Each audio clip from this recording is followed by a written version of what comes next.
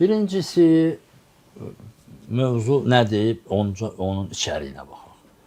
Mövzu Amerika ve Rusya arasında anlaşma neticesinde, hatta Sovyetler dövründə Reagan-Gorbaçov anlaşması neticesinde nüvə sınaqlarının ləğvi ilə bağlıdır. Bəli.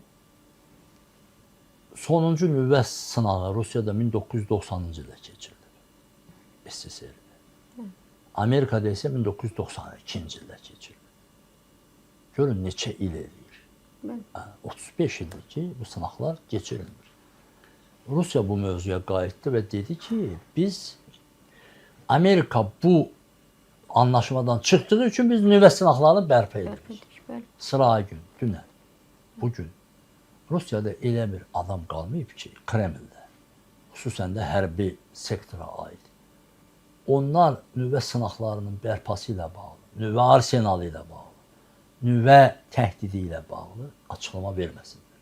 Müdafiə Naziri, Baş Qərargah rəisi, Putin özü, Peskov, Şoygu, hər kəs, yəni hər kəs bildiyimiz, tanıdığımız mandatı olan hər kəs bu barədə danışır. Bu bir. İkinci, bunlara cavab olaraq Medvedyevi xüsusi qeyd etməli. O sevir bu mövzunu. Ən sevdiyim mövzu. Ayda bir dəfə Avropanı, son vaxtlar isə birbaşa Ağ Evi və Trump'ın özünü təhqir eləyə nüvə qışı haqqında və nüvə yox olması barədə açıqlama verir. Amerikada isə Trump çox, bugün yayıldı onun açıqlaması. Yəni sabah yayıldı çünki Amerika saatından dünənə düşür. O da o cavab xarakterli olaraq deyir ki, dünyadakı ən böyük nüvə arsenalı bizdədir. Özü bir cümlə deyir, mənim sayəmdə. Mən deyir, ilk dəfə prezident olanda inventarlaşdırdım, yenilədim, gücləndirdim, çoxaltdım və bu dəqiqə dünyanın ən böyük nüvə gücü bizik, düz deyir onda. Və Çinə gözdağı verir.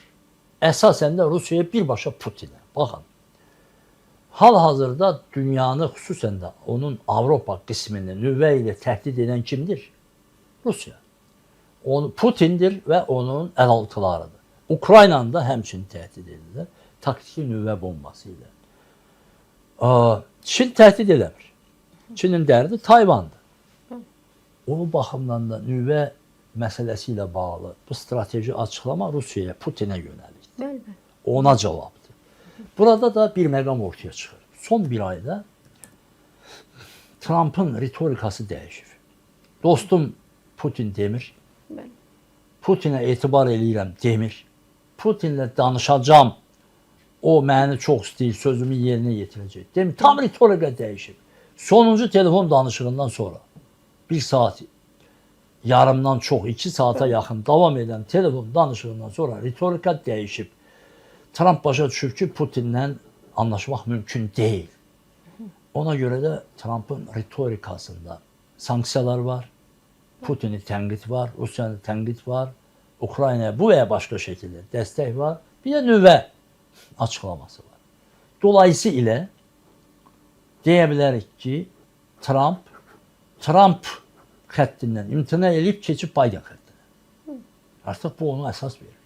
Anti-Rusiya xətti və qırılmaz anti-Rusiya xətti, o cümlədən silahların verilməsi, yardımın edilməsi ilə müşayiət olunan Rusiya xətti Biden xəttidir. Onu Trump eşitməsin, xətrinə deyər. Mən ümid edirəm ona mənim sözümü çatdırmaz. Amma belədir. Bu Biden xəttidir. Trump Biden xəttinə qayıtmağa məcbur oldu. Amerikanın xəttidir bu.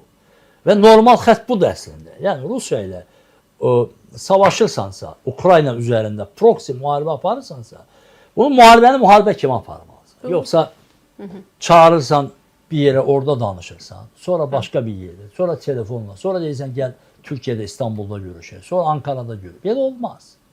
Onu fərq elədi nəhayət. Bir ildən sonra, düz bir ildən sonra prezident seçkiləri noyabr ayının 7-sində səhv etməmsə keçirildi.